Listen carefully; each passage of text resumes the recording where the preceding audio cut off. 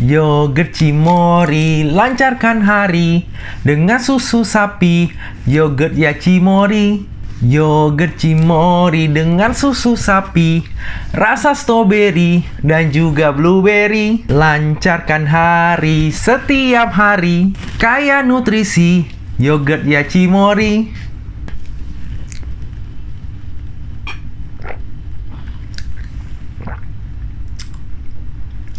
Yogurt Cimory enak. Tenang. Kalian gak salah channel kok. Ini masih channel Sudarsan Glory. Nah, tadi adalah lagu iklan dari Cimory Yogurt yang saya temukan di YouTube. Asik juga lagunya, jadi saya sekalian nyanyiin aja. Cimory, ayo endorse saya. Nah, harusnya udah jelas lah ya video ini akan kemana. Yep, benar banget. Jadi di video kali ini kita akan membahas tentang perusahaan pemimpin pasar yogurt di Indonesia yang sebentar lagi akan listing di bursanya kita. Siapa lagi kalau bukan PT Cisarua Mountain Dairy dengan kode ticker CMRY. Penasaran dengan prospektusnya? Jangan lupa saksikan video ini sampai habis ya. Jadi PT Cisarua Mountain Dairy atau nantinya saya sebut dengan Cimory ini didirikan pada tahun 2004 dan memiliki kegiatan usaha utama yaitu pengolahan susu premium dan juga daging olahan. Walaupun Cimory baru didirikan pada tahun 2004, tapi secara grup sudah berpengalaman semenjak tahun 1993. Cimory adalah produsen minuman susu premium dan juga makanan konsumen premium terkemuka di Indonesia.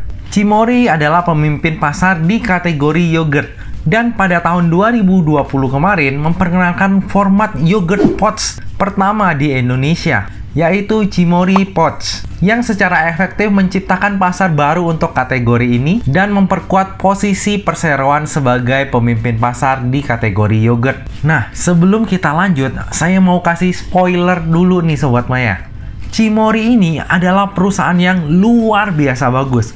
Tapi, ada tapinya nih Sobat Maya.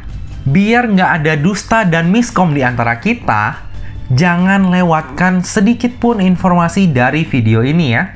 Nah, selain yogurt, Cimory juga mempunyai produk unggulan lain, yaitu sosis premium dengan merek Kenzler.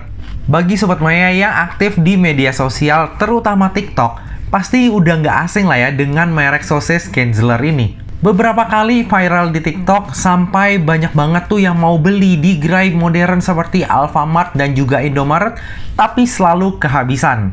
Hal ini adalah salah satu efek dari strategi pemasaran Cimory. Tidak seperti mayoritas perusahaan FMCG yang mengalokasikan anggaran iklan mereka ke pemasaran tradisional seperti televisi, iklan banner, lalu papan reklame, ataupun iklan cetak. Cimory telah memutuskan untuk fokus pada pemasaran digital. Hal ini diyakini akan lebih efektif untuk menjangkau dan juga mempengaruhi target konsumennya mereka.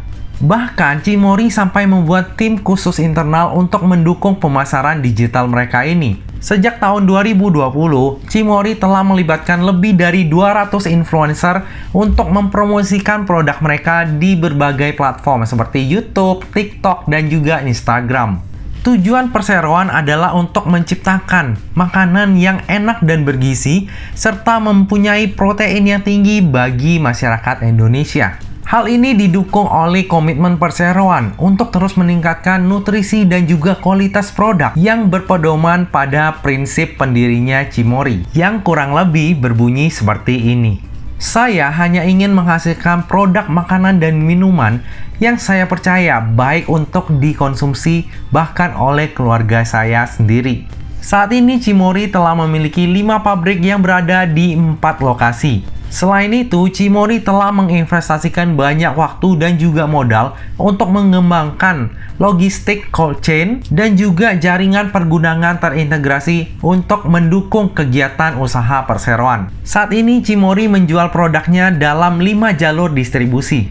Yang pertama adalah jalur perdagangan modern seperti Alfamart dan Indomaret. Lalu yang kedua adalah perdagangan umum, di mana saat ini sudah melayani lebih dari 50.000 gerai dan juga lebih dari 80 distributor.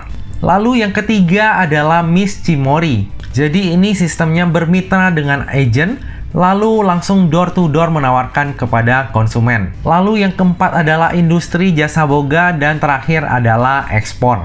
Baru-baru ini juga perseroan udah mengembangkan jalur distribusi baru, yaitu melalui perdagangan digital. Oke, tadi adalah sekilas background dari emiten berkode CMRY ini. Sekarang coba kita lihat siapa sih pemegang sahamnya. Pemegang saham dari Cimory ini ada 8 ya Sobat Maya, 5 individu dan 3 non-individu. Lihat sekilas saja kita udah tahu ya kalau ini adalah perusahaan keluarga yang dikendalikan oleh Bapak Bambang Sutantio. Cimory percaya bahwa sebagai bisnis keluarga yang dijalankan secara profesional, perusahaan berada dalam posisi yang baik untuk mengambil keputusan-keputusan yang menciptakan pertumbuhan jangka panjang yang berkelanjutan.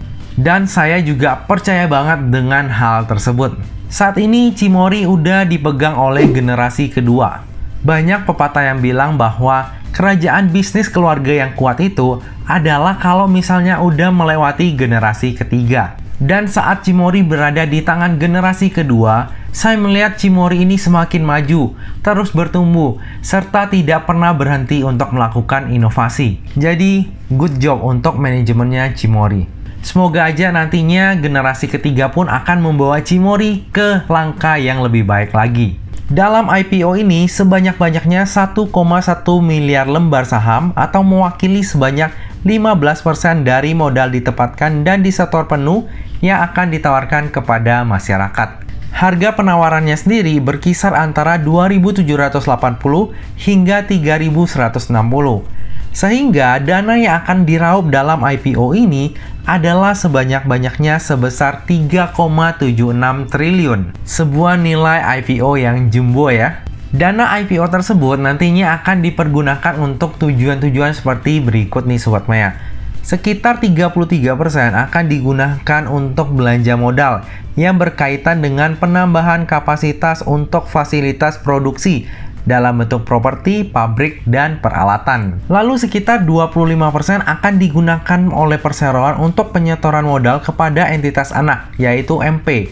Dengan perincian itu sekitar 80% akan digunakan untuk belanja modal, dan sekitar 20%-nya akan digunakan untuk modal kerja. Lalu sekitar 20% akan digunakan oleh perseroan untuk penyetoran modal kepada entitas anak, yaitu MN, dengan rincian sekitar 75%-nya akan digunakan untuk belanja modal, lalu sekitar 25%-nya akan digunakan untuk modal kerja. Lalu sekitar 15% akan digunakan oleh perseroan untuk belanja modal yang berkaitan dengan ekspansi saluran distribusi. Dan sisanya sekitar 7% akan digunakan oleh perseroan untuk modal kerja, yaitu pembiayaan kebutuhan operasional sehari-hari. Nah, tujuan IPO-nya ini oke banget ya. Benar-benar dipakai untuk tujuan ekspansi usaha. Dengan penggunaan dana IPO ini, seharusnya kinerja perusahaan akan semakin bertumbuh untuk kedepannya. Wah, jadi makin penasaran, pengen langsung lihat laporan keuangannya gimana. Tapi sabar ya, kita coba lihat dulu jadwal dari IPO-nya Cimory ini. Jadi untuk masa penawaran awal ataupun book building-nya itu adalah dari tanggal 10 November hingga 17 November. Lalu untuk masa offering-nya itu adalah dari tanggal 30 November hingga 2 Desember. Lalu tanggal listingnya di bursa kita adalah pada tanggal 6 Desember. Jadi masih banyak waktu ya bagi Sobat Maya untuk mempertimbangkan apakah akan membeli saham IPO-nya Cimory ini atau enggak. Lalu coba kita lihat siapa sih underwriter dari Cimory ini. Ternyata yang menjadi underwriter dari Cimory ini adalah CSLA Sekuritas Indonesia dan juga Mandiri Sekuritas. Kalau Mandiri Sekuritas nggak usah kita bahas lah ya, karena udah sering banget menjadi underwriternya IPO jumbo di Indonesia. Jadi kita cuma akan bahas tentang CSLA Sekuritas Indonesia atau dengan kode brokernya KZ. Dari data yang saya temukan, KZ ini hanya pernah 2 kali mengawal saham IPO, itu pun sebagai joint lead underwriter. Kedua saham tersebut adalah BRIS dan juga PZZA. Perolehan dana pada saat IPO-nya BRIS itu lumayan jumbo juga Sobat Maya di 2,62 triliun.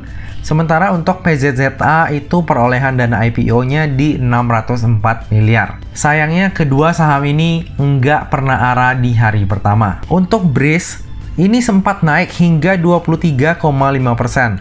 lalu dibawa turun, dan pada akhirnya ditutup hijau tipis dengan kenaikan 6,8%. Sementara untuk PZZA, ini sempat naik hingga 6,8%, lalu turun banyak, dan pada akhirnya ditutup hijau halus di kenaikan sebesar 0,4%. Dari historikal ini, kita bisa lihat ya bahwa IPO yang dikawal oleh KZ ini kurang greget. Kemungkinan untuk arah di hari pertama itu hampir nggak ada. Jadi bagi Sobat Maya yang hanya ingin mengincar momentum jangka pendek, Cimory ini mungkin bukanlah jawabannya. Tapi itu hanyalah berdasarkan dari historical underwriter-nya. Kita belum tahu nih sebagus apakah kinerja Cimory ini. Oke, kita lanjut melihat laporan keuangannya. Dari sisi aset, dari tahun 2018 hingga ke tahun 2020, pertumbuhan total aset terus meningkat secara signifikan. Dari aset sejumlah 659 miliar di akhir tahun 2018, bertumbuh menjadi 1 triliun di akhir tahun 2020. Lalu kalau misalnya kita lihat dari sisi liabilitas, juga terdapat peningkatan, tapi gak signifikan seperti pertumbuhan aset. Dan jika kita melihat dari ekuitasnya, nilainya juga terus bertumbuh dari tahun ke tahun. Dan berita baiknya adalah, pertumbuhan ekuitas ini berkat laba usahanya yang terus bertumbuh. Jadi benar-benar bagus ya. Nah, jika kita lihat di sini Sobat Maya, ekuitas per 30 Juni 2021 dibandingkan dengan Desember 2020 mengalami sedikit penurunan karena adanya pembagian dividen jumbo sebesar 400 miliar. Hal ini cenderung wajar ya. Perusahaan tumbuh begitu pesatnya sehingga pemegang saham lama ingin mendapatkan keuntungan dari laba usahanya dalam bentuk dividen sebelum sahamnya dilepaskan kepada publik. Tapi jangan khawatir, walaupun dividen jumbo udah dibagikan, saldo laba ini masih banyak dan berpotensi untuk tetap dibagikan di tahun-tahun berikutnya. Manajemen perusahaan juga udah berencana untuk membagikan dividen sebesar minimal 30% per tahun dimulai dari tahun 2022 untuk laba tahun 2021.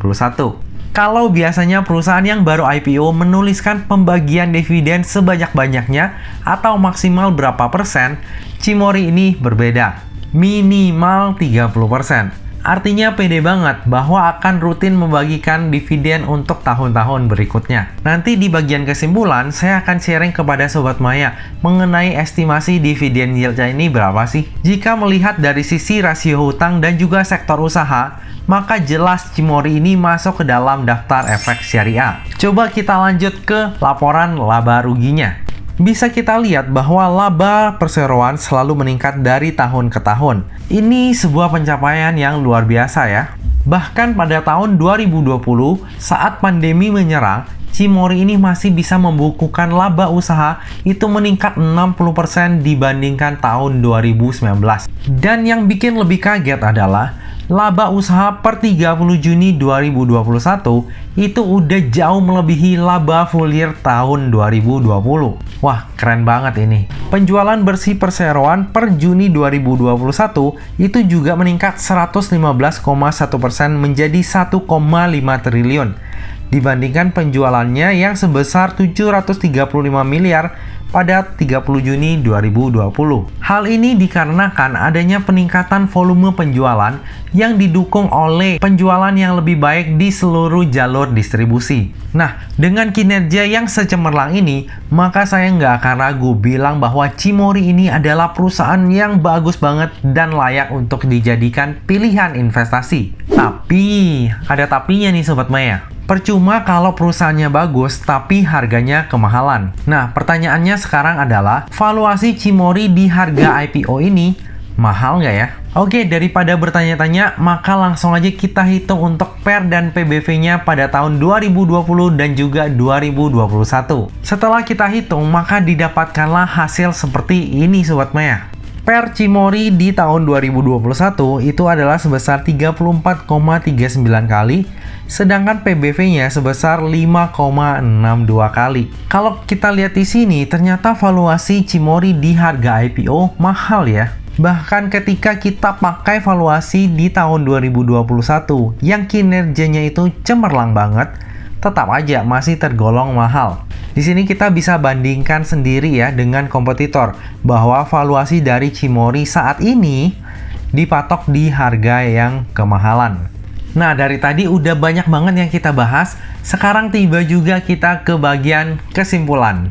Kesimpulan yang pertama, kinerja dari Cimory ini super bagus dan sangat cemerlang. Bahkan pandemi tidak mempengaruhi kondisi perusahaan untuk terus meningkatkan laba usahanya. Dan tentunya ruang tumbuh untuk Cimory ini masih sangat besar. Ditambah dengan penggunaan dana IPO yang tentunya akan mendongkrak kinerja perusahaan lebih baik untuk kedepannya. Lalu kesimpulan yang kedua, valuasi dari Cimory di harga IPO kemahalan. Walaupun perusahaannya bagus, tapi jika harganya terlalu mahal, maka naiknya itu akan pelan banget atau malah harganya akan turun mengikuti ke harga wajarnya. Jadi bagi yang mau investasi jangka panjang ataupun mengejar momentum jangka pendek, sepertinya Cimory ini bukanlah pilihan yang tepat. Walaupun perseroan telah berencana untuk membagikan dividen secara rutin minimal 30%, tapi kita harus ingat bahwa harganya di harga IPO ini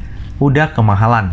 Dengan perhitungan di harga IPO dan menggunakan estimasi laba full year di tahun 2021, maka perkiraan dividen yield-nya hanya berkisar 1% saja. Lalu kesimpulan yang ketiga, underwriter dari IPO-nya Cimory ini adalah KZ dan juga CC, di mana bisa kita lihat secara historikal, saham yang dikawal oleh KZ ini nggak pernah arah di hari pertamanya listing. Bagi yang ingin membeli Cimory dengan harapan bisa arah di hari pertama, sepertinya akan lumayan sulit ya. Jadi jangan terlalu berharap. Kalau beneran arah, anggap aja itu bonus. Lalu kesimpulan yang terakhir, belajar dari pengalaman CMMT, saya akan tetap membeli Cimory ini, namun dengan porsi pemesanan yang nggak terlalu banyak. Pertimbangannya adalah karena Cimory ini adalah super stock company dan masih ada ruang tumbuh untuk kedepannya. Jadi strategi saya kurang lebih seperti ini. Jika di hari pertama listing harganya turun, maka nggak akan langsung saya jual. Malah nantinya kalau harganya turun udah agak dalam, saya malah akan tambah posisi. Lalu kalau misalnya ternyata di hari pertama malah naik gimana? Saya akan melihat pergerakan dari brokernya CC dan juga KZ. Kalau misalnya setelah hari pertama listing mereka malah beli lebih banyak, maka saya akan tambah posisi di Cimory ini. Tapi kalau mereka ternyata nggak beli, ya saya akan keep saham yang saya udah beli pada saat IPO. Lalu saya akan jual saat merasa cuannya udah cukup. Lebih lengkapnya tentang pemesanan saya nanti saya akan update di tab community pada saat masa offering ya. Nah Sobat Maya, demikianlah video pembahasan IPO Cimory. Semoga video ini dapat bermanfaat dan juga bisa menjadi bahan pertimbangan nih bagi Sobat Maya. Apakah nantinya akan membeli saham Cimory ataupun enggak. Bagi yang merasa terbantu dengan video ini, jangan lupa untuk subscribe, like, komen, dan share video ini ya. Nah Sobat Maya, akhir kata jangan lupa untuk selalu jaga kesehatan, jangan lupa untuk selalu bahagia, dan semoga perjalanan investasi kita selalu cuan bareng-bareng ya. Sampai jumpa di video selanjutnya. Dah.